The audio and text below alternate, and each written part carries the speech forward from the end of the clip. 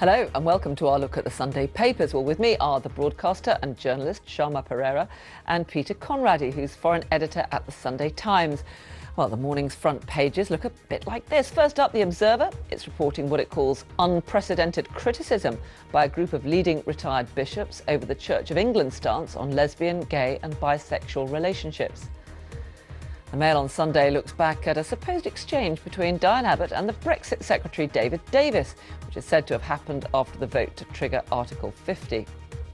Sunday Telegraph focuses on the Commons Speaker John Bercow and his controversial comments about Donald Trump's visit, also mentioning that the President may go to areas of the UK which voted heavily to leave the EU. Sunday Express is also looking ahead to that visit and says Mr Trump will speak to the people at a stadium rally with the proceeds going to the Poppy appeal. Domestic politics takes the lead in the Sunday Times. It says secret succession planning is underway for the next Labour leader after Jeremy Corbyn.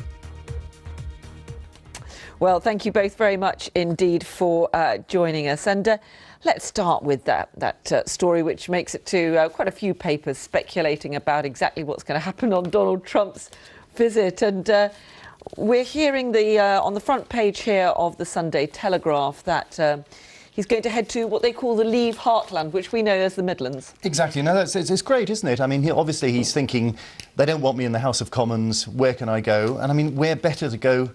What's more Trumpian than a big stadium in the Midlands? But, you know, it'd be interesting to see what kind of reception he gets.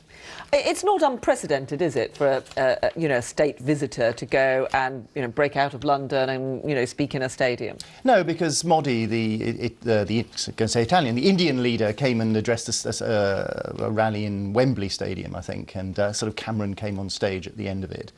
So there is that precedent. It does seem a bit curious. I mean, obviously a Trump rally would be very different. And the big question is, would Theresa May be persuaded to come on at the end as the sort of the final icing on the cake? It does seem extraordinary. They seem to be a bit worried about having Donald Trump in London. Well, what makes me laugh about this story is they obviously haven't done their homework, because the West Midlands, of course, is the heartland of Asian populations and black populations. And what was so surprising was that these Labour strongholds all voted Leave. But they are still Labour strongholds. They are still quite open-minded people who, for whatever reason, chose to vote Leave. I think he's going to have a lot of trouble filling stadiums there, unless, Turkeys are going to vote for Christmas by going to support a man who is banning people who look like them from his own country. And I kind of imagine that all these sort of right-wing groups from Oldham and Bolton will come down to this stadium and sort of have the Toronto kiss. They'll start talking in tongues after seeing Mr Trump. I mean, can you just imagine it? You can't understand a blooming word they're saying anyway. Once they finish there, they'll all be passing out at the altar while Mr Trump is speaking. Yeah, but I think a lot of people would go along just to hear him for the novelty value, I think. I mean, wouldn't you? I mean, No. I think to see this extraordinary phenomenon in the flesh, I think would be fascinating. I mean, obviously there are going to be lots of people who are going to turn out to protest. Yes. It's just going to turn into a huge, I think, as Donald would say, event, isn't it? I think the best way of protesting would actually be to not turn up, to not buy tickets and to not be there, because the fewer people there are, the less of a story it is. So actually, if he does speak in the West Midlands, assuming that you're against Donald Trump, and of course not everyone is, it just strikes me that the best thing to do is to not go there at all. Just except that it's for a good cause, you see, that's the point, that's the clever thing about it. The proceeds will be given to seriously? Are you telling me that the British Legion is going to say, yes, please, Mr Trump, we'll take your money? I don't think so. Dream on. Be interesting, I think. Well, that's the story that the Express has here. It says, President plans spectacular UK rally to help war veterans. It's talking about, it says, what Donald Trump will snub Parliament. Interesting to know which way around that might work. And speak to the people again at the stadium rally, and that all the proceeds will go to the Poppy appeal. I mean, it is going to be hugely controversial, isn't it? Yeah, I mean, I think before we get too carried away, we should... OK, this story is in two papers. It's very, very thinly sourced. A lot of anonymous people not making very clear what and where we're getting this story from. So, let's see if it happens, I think. Exactly. Our veterans are veterans because they're fighting against people who had policies that were similar to those that are being mooted by Mr Trump. I don't think they will be wanting his money. You do suspect, though, that the team in Downing Street, having rushed out this invitation to Donald Trump rather swiftly compared to those two other US presidents. And of course, he is hugely controversial, particularly since that ban, which is now in trouble in the US courts. You do suspect that Downing Street are going to be working overtime to try to work out how on earth this visit is going to work without it becoming too hugely controversial. Yeah, exactly. I mean, as you see, when Theresa May went over to the States recently, I mean, the offer of a state visit at such an early stage in the relationship. But, you know, you can understand with Brexit looming, we're looking for friends, and there's this sort of, come on, say, desperate need to ingratiate ourselves with America. Absolutely. And of course, he may be declawed by them because he's already having to backtrack on every single policy that he's raised, isn't he? He's had to accept one China. He's had to go back on the Muslim ban. By then, he may actually be lying on the floor of the White House, weeping into his Twitter feed, unable to function. Who knows? Yeah, wishful thinking, I think. OK, let's just have a look at a couple of the other stories. The Sunday Telegraph also has this story about hackers targeting our kettles. The alarming prospect that somebody might find out what time I'm making my cup of tea in the morning.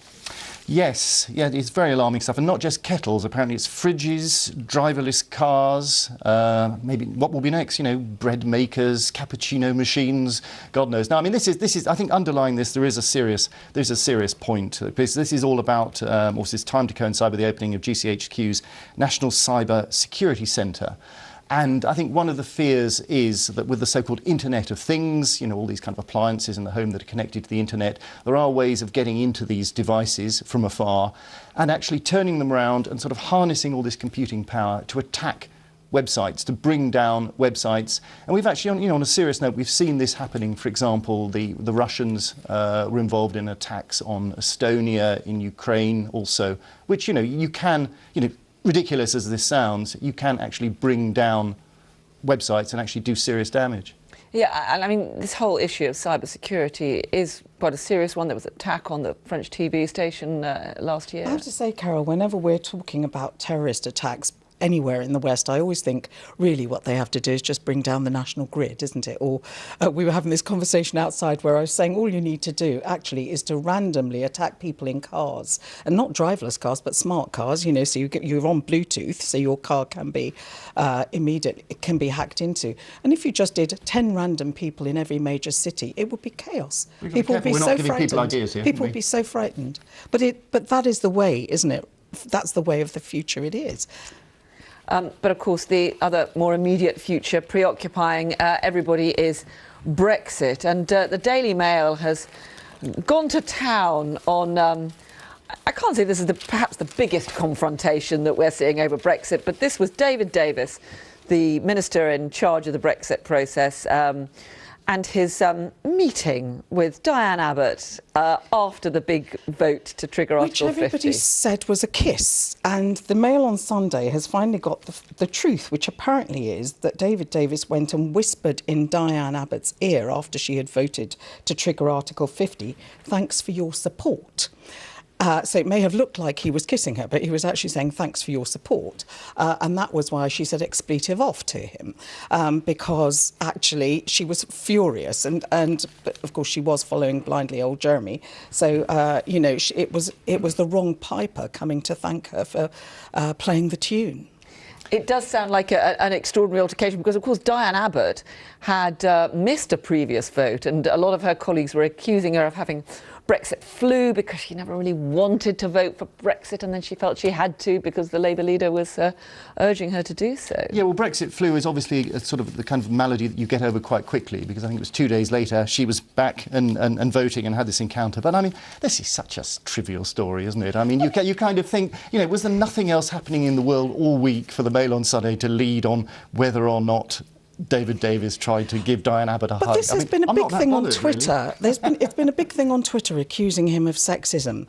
And what I think is interesting is that polarisation where the idea that somebody who's a Tory can't kiss somebody who's Labour. I mean, I'm sure if it had been Michael Portillo in the old days, she would have said fine. And I'm sure when her son was at City of London School, there were plenty of Tory MPs with their children there who probably kissed her at parent evenings and it was fine. So, the question is, have we got to the stage now where you can't even kiss someone who doesn't think the same as you? But the texts do seem to have been a little derogatory of Diana. But Oh, I think they do. But then this is all just the Twitter effect. It's all Twitter nonsense, isn't it, really? Maybe I'm being old-fashioned.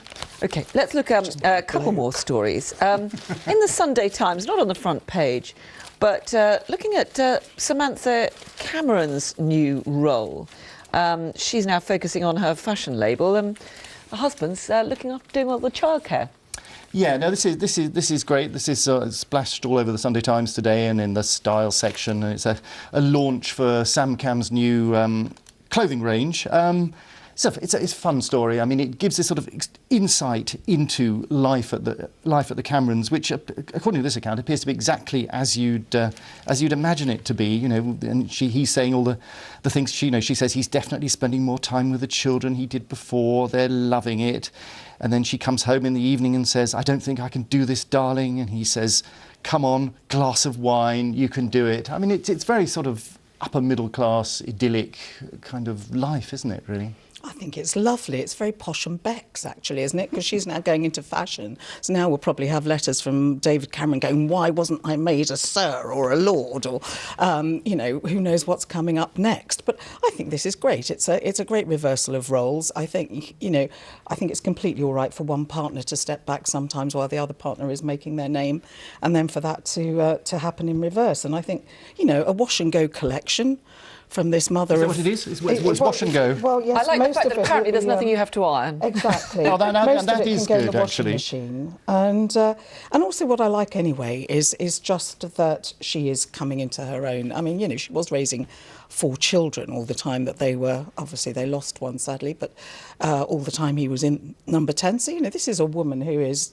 on the edge, on the edge. It's been good for her. Yeah. Good for her. And she had to fulfil that almost impossible role of Prime Minister's wife, because it's very difficult to get that one right. It is, because it's like being a kind of a minor royal, isn't it? And it's a kind of, if you don't do something or don't do anything, you get blamed for it. What does he or she do? And if you do have some alternative career, you're cashing in and this and that. I think good luck to her. Yeah, really. let's see what Mr. May does. Can't wait to see what he does next. Absolutely. Now, just one more. Let's have a quick look at the Sunday People. "I'll sue Lotto after £1 million win. I was too young at 17 to scoop the jackpot and my life is ruined." Gosh, huge sympathy for this poor woman. Oh, it is. This is an extraordinary story, isn't it? I mean, this is sort of a play on the, it won't change my way of life. Well, it obviously has, and we have this sort of wonderful story here of, what did she do with the money? She won at 17. She went out and bought an £18,000 purple Range Rover. What else? Lots of parties in upmarket places, holidays, and so on. But, she's not happy. She thinks that sort of boyfriends are after her only for her money. Friends are treating her in a different way. She just says you should have a higher age limit on it, really, because getting it at 17, you haven't got a clue, and actually it can ruin your life, which she claims it ruins hers because she can only go to upmarket resorts. But it does come after some sort of spat in a McDonald's, so she's obviously eating with the rest of us. It is something, though, I'm sure all of us have had those conversations. What would you do if you won £1 million? And we all talk about the lovely time we'll have. But if you've gone from a situation where you've got very little and you suddenly find there's a huge pressure on you and everyone's expecting you to donate to their own good cause or their own round of drinks, quite a difficult adjustment to make. Yeah, I mean, it obviously transforms your life. I mean, she was coming from a not very wealthy background. She was living on a council estate in Edinburgh, I think, and suddenly to have all this money. I mean, I think that the positive side is buried in here among all that stuff is the fact she has actually bought 2 flats with the money. She's got a new home for herself. I think it hasn't gone completely wrong for her. But it is important to just create a framework, I think, for the young. And she must continue buying tickets because it pays for our sports and it pays for our heritage and our arts. OK, that's terrific. Thank you very much indeed, Shama Pereira and Peter Conradi. Thank you very much for talking us through the Sunday papers this morning.